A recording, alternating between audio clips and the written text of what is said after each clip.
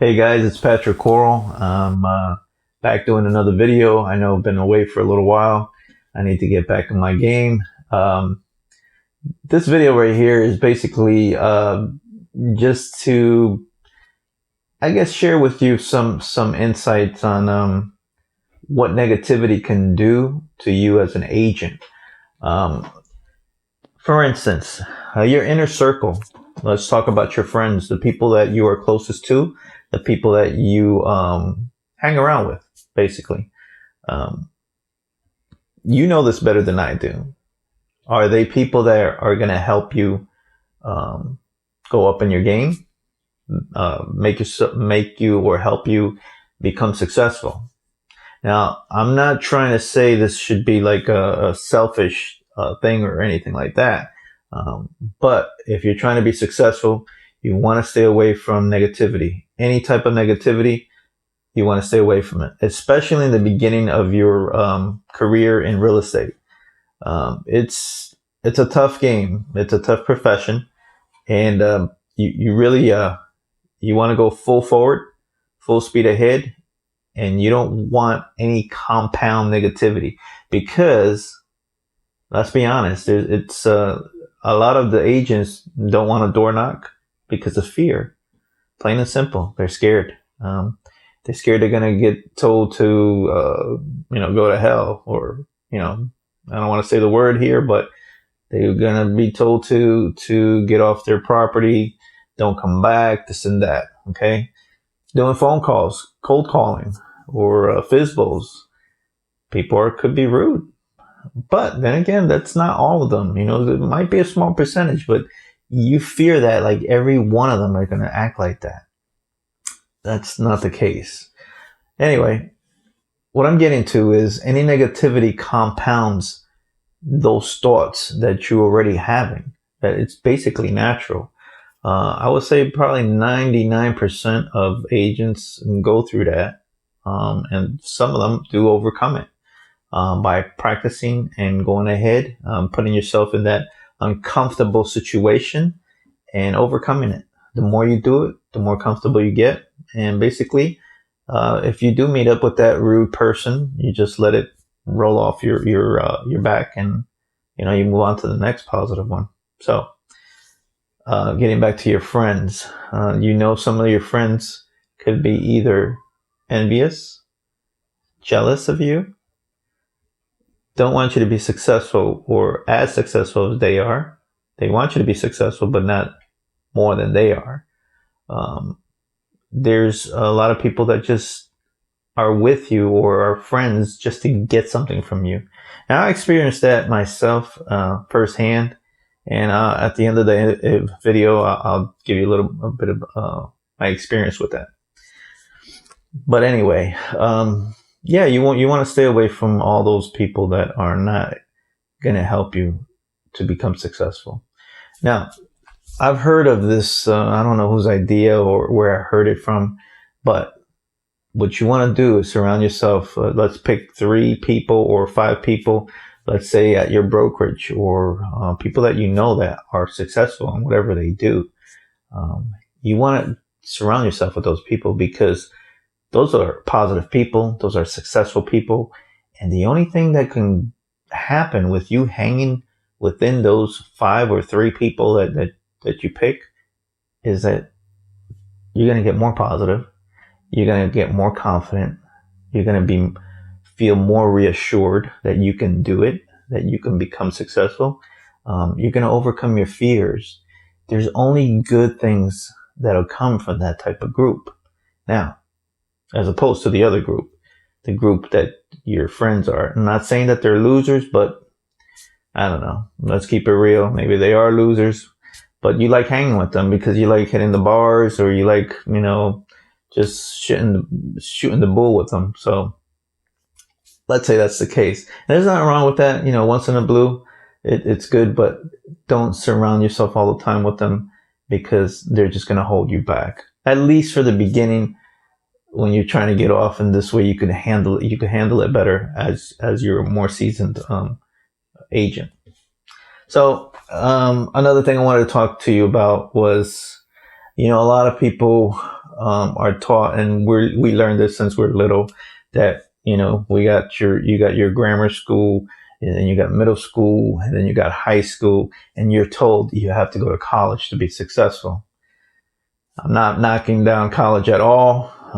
Some people are successful that go to college, but a lot of them aren't. How many times have you heard of somebody that goes and gets themselves a 4-year degree, and then they're working in a completely different field? Then they have loans that, they have thousands of dollars that they still have to pay back. And, Uncle Sam's not going to let you get rid of those loans like that. You can't write those suckers off. So, you're stuck paying these loans. Now, you invested time, energy, and a lot of money. Now, those people that go to college, they invest in themselves. They pay tuition. They pay all the costs that goes with going to college.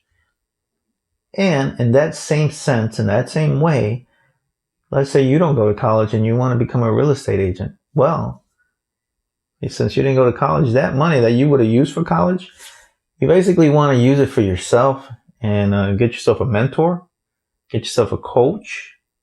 You want to go to these events that most of the coaches that are successful are there, and they have presenters that been through this process, and they started like you at the bottom, and now they're up here. So you want to go to those events, and this way you socialize with the people that are in the same game, and people that are wanting the same thing. You have that in common, so only good things could come from that. So you want to go to seminars that are out there, and you want to socialize and network with all the people that are in your field. Okay, that's the best way to do it, guys. Best way to do it, because those friends that you're hanging with, put them to the side. If they're negative, put them to the side. It's just going to slow you down and going to take more effect on you subconsciously.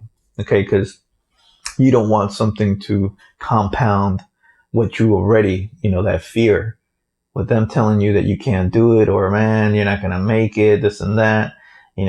On top of that, you're going to fight your own fears of making calls, knocking on doors, talking to people, trying to get ahead. You don't need that. Now, it's not only friends, mind you. It's even family sometimes. Your brother, your sister, even your mother and father. Sometimes it's like, oh, you get yourself into a real profession. Go to college, go to school.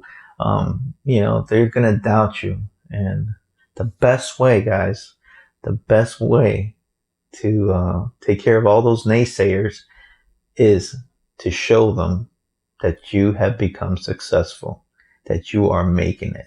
That's the best way to show it to them. All of them. Because they're out there. There's haters out there. They want to see you fall on your face. And they want to be right. So if that doesn't give you any motivation or encouragement to go ahead and just give it your all and make it, then I don't know what will. All right. There's another thing I wanted to talk to you about. My example, basically. I wanted to end with my example. Now, I had a friend, and I'm not going to throw out his name here, but if he sees this video, he knows who I'm talking about. Okay, this is a friend, probably 5 years I had this friend. We would talk like all the time.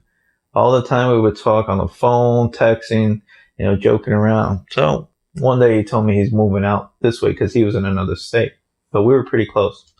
And he said he was going to move over here, and I told him, great, I'll help you. He knows I was a real estate agent. He knows that I was just starting in the field at that time. And what happened was, his texting stopped or slowed down to almost zilch, and his calls stopped. And I was like, well, what's going on? Because it was getting close to, he said he was going to come at a certain time and date, and it was getting close. So I was like, hey, called him up, said, hey, by the way, have you been receiving my emails? Have you been receiving the properties that I sent you? He was like, yeah, but I went to the bank, and the bank told me that I had to use their realtor, so I'm using him, and so I'm not going to be using you. So I was like, wow, Now I knew this wasn't true, because The bank's not going to tell you that. That's even illegal. They can't force you to go to a realtor.